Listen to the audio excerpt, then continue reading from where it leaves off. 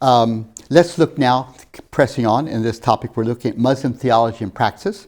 And we've looked at the 5 pillars of Muslim theology and the 5 pillars of Muslim praxis. And now I want to look at point 3 in the outline, what Muslims believe their mission to be in the world. And they believe they have a mission to the whole world. So the mission is expressed in the call to prayer 5 times daily. When I was in Somaliland with Badru Katrega for those dialogues just a year ago with the Somali World Vision staff, I'll never forget, he was saying, from the minarets all over the world, 5 times a day, we bear witness to the truth of Islam and with urgency invite people to come and pray and to believe, you see. So that call from the minarets, if you go to a Muslim country, it's like an orchestra all over the city. This proclamation of the confession of faith and this urgent invitation. So come and experience well-being, come and pray. And so Muslims believe they have this witness to give to all nations, the truth of Islam. And in regards to Christians, as I experience our Muslim friends, and also as I read within the Quran, Muslims feel that they have a mission to the Christian church to help us recover and preserve unity. Their observation is that the church at the time of Muhammad was quite divided on Christological issues and so forth. And even today, there's divisions within the church. And so the Muslim movement is called to help Christians to experience unity. And how does that happen? By clarifying their theology, especially in regards to the Trinity and Jesus, which they feel is a distorted theology. So Muslims have this mission to help us clarify our theology that we might become truly unified. And when Christians live in areas that are ruled by Muslims, Muslims have the responsibility to protect the Christians. These Christians are referred to as dhimmi, as the dhimmi. We'll talk a little bit more about that later on. So I won't say much about it now, but they're to be protected. But in that protection, of course, there's certain constraints that Christians need to live with as protected communities. And so within the worldwide mission of Islam, there is this lively awareness of the presence of the church and Muslim responsibilities in regards to the church. And the mission of Islam is to bring every area under the authority of Islam. The whole Iranian revolution is about that. They say that God's will is Tawheed, that God is Tawheed.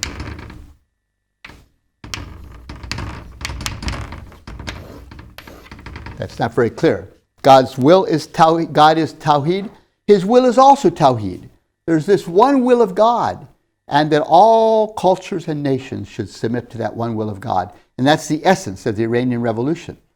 That God is one, His will is one, and so let's us attempt to bring all of Iranian society under the authority of this one will of God, as expressed in the Sharia, in the Islamic law. And within the Muslim movement, the mission of the movement has 2 faces to it. The one face is called da'wah, which means invitation.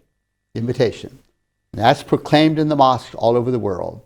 You know, God is most great, God is most great. Muhammad is the prophet of God. So come and experience peace. Come and pray. That invitation, that proclamation and invitation. Da'wah. The other dimension of the world Muslim movement is dawlah, which refers to the political dimension of the mission of Islam. For example, I was in Canada here a couple years ago and had lunch with a Muslim theologian who is my friend. And I asked him, what is the mission of the Muslim movement in Canada that you are leading? You're one of the leaders of that movement. What is your mission? And he says to me, a Christian pastor, 2 things. First, bear witness to the truth of Islam and invite Canadians to become Muslim.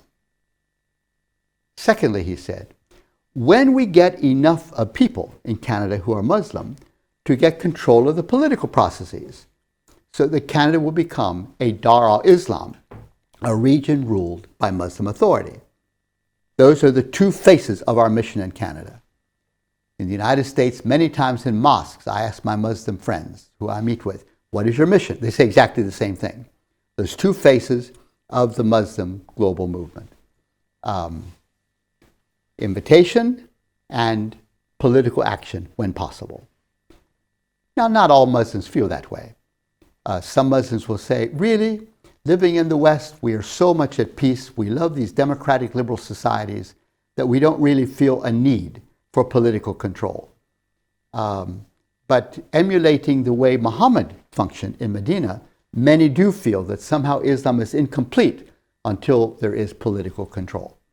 I suppose of all religions, Islam is the most optimistic about the use of political power to bring about truth and righteousness on earth.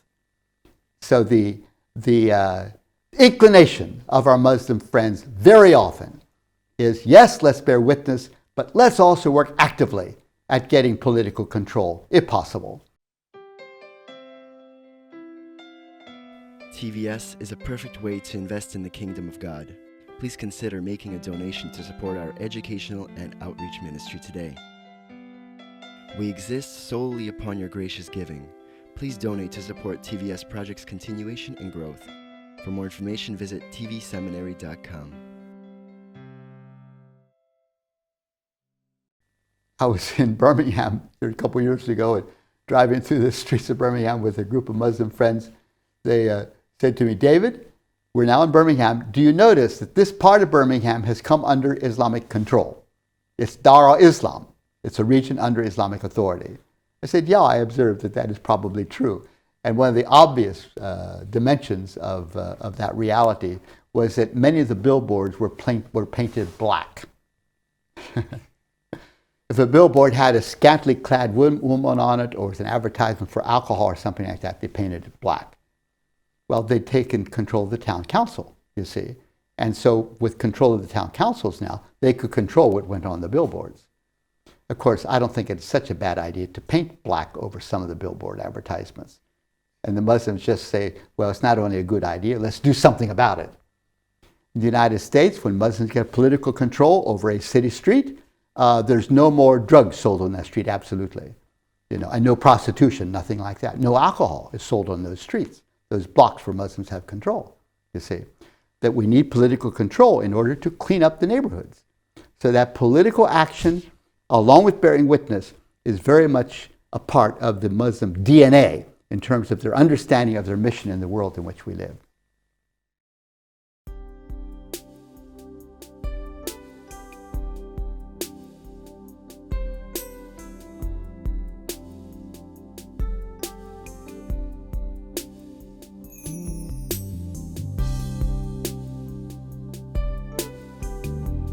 Now he who supplies seed to the sower and bread for food will also supply and increase your store of seed, and will enlarge the harvest of your righteousness. You will be enriched in every way, so that you can be generous on every occasion, and through us, your generosity will result in thanksgiving to God. 2 Corinthians chapter 9, verses 10, 11. How to give to TVS Ministry. You may give online at efca.org/givenow.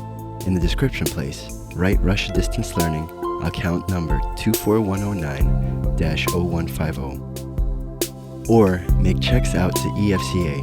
Write on the check memo line, Russian Distance Learning, account number 24109-0150. Mail to EFCA Donor Services, 901 East 78th Street, Minneapolis, Minnesota, 55420-1300. Or send your gift through PayPal for tvs.gift@gmail.com.